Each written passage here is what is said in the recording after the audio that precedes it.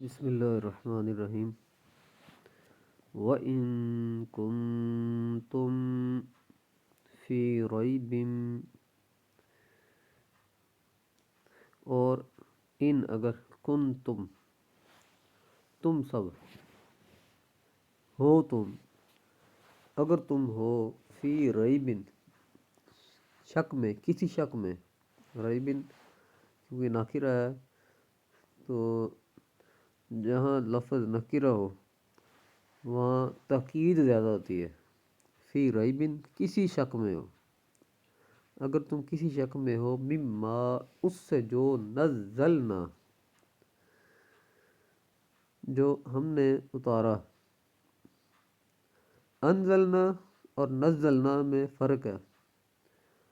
انزلنا وہ ہے جو یک بارگی اتارا۔ انزلنا قرآن پاک، انزلنا کیونکہ پہلے اللہ پاک نے ہر چیز لوح قلم میں ہر چیز پہلے لکھی ہوئی ہے، تو نزلنا کا جو معنی یہ ہے کہ وہ تھوڑا تھوڑا کر کے اتارا۔ وَإِن كُنتُم فِي رَيْبٍ مِّمَّا نَزَّلْنَا، اگر تم کسی شک میں ہو اس میں جو ہم نے اتارا، عَلَىٰ عَبْدِنَا، عَلَىٰ حرف جارہ کی وجہ سے عبد دال کے نیچے زیر ہے، عَلَىٰ عَبْدِنَا، اپنے بندے پر یا ہمارے بندے پر، اگر تم کسی شک میں ہو اس سے جو ہم نے اتارا، العبدنا، اپنے بندے پر، فَأْتُوا، پس لاؤ تم، بِصُورَةٍ مِّن مِثْلِهِ، اس صورت جیسی کوئی صورت، کوئی مثال لے آؤ، تو اس جیسی ایک صورت تو لا کے دکھاؤ۔ مطلب بات یہ ہو رہی ہے کہ اگر تم کسی شک میں ہو جو ہم نے اپنے بندے خاص پر اتارا، تو اس جیسی ایک صورت لے آؤ۔ یعنی کہ جو قرآن پاک اللہ پاک نے حضرت صلی اللہ علیہ وآلہ وسلم کے طرف اتارا ہے، اگر تم اس قرآن پاک کے اترنے میں یا قرآن پاک کی صورتوں میں کسی شک میں ہو تو اس جیسی کوئی ایک صورت لے آؤ۔ وَادْعُوا، اور بلاؤ تم سب، وَادْعُوا، اور بلاؤ، شُہَدَاءَکُم، اپنے مددگاروں کو۔ کم، پہلے بھی میں نے بتایا، کا واحد مذکر کے لیے تمہارا، کما تم دونوں کا، کم تم سب کا، مطلب تم سب اپنے مددگاروں کو بلا لو۔ وَادْعُوا شُہَدَاءَکُم مِّن دُونِ اللّہ، سوائے اللہ کے، کہ اللہ پاک سب سے بڑا مددگار ہے۔ ان کنتم صادقین، اگر تم سچے ہو۔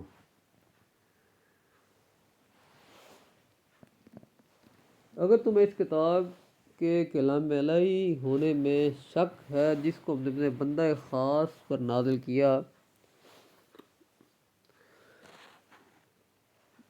تو اس کی مانند کوئی اور صورت بنا کر لے آؤ، اور اللہ کے سوا اپنی مددگاروں کو بھی بلا لو اگر تم سچے ہو۔ اس سے پہلی آیت مبارکہ اللہ تعالیٰ جل مجدہ نے اپنے خالق و مالک اور وحدہ لا شریک ہونے پر دلائل فرمائے تھے۔ اب اس آیت مبارکہ میں قرآن مقدس کے کلام الہی ہونے پر دلیل ہے۔ اپنی فصاحت و بلاغت پر ناز کرنے والے عربی لوگوں کو چیلنج کیا جا رہا ہے کہ اگر تمہیں کسی قسم کا شک ہے کہ قرآن مقدس کلام الہی نہیں، تو اس کی مانند کوئی ایک صورت بنا کر لاؤ، اور اللہ کے سوا اپنے تمام مددگاروں کو بھی بلا لو اگر تم سچے ہو۔ چنانچہ تمام عرب اس کی مثال لانے سے عاجز رہے۔ کفار کو بدگمانی تھی کہ یہ کلام خدا کا نہیں ہے۔ حضور صلی اللہ علیہ وسلم نے نعوذ باللہ خود بنا کر پیش کیا ہے۔ پورے قرآن پاک کی مثل نہ لا سکے تو فرمایا، فَأْتُوا بِعَشْرِ سُورَةٍ مِثْلِهِ، چلو 10 صورتیں ہی بنا لاؤ۔ یہ بھی نہ ہو سکا تو فرمایا، فَأْتُوا بِسُورَةٍ مِثْلِهِ، ایک ہی صورت لے آؤ۔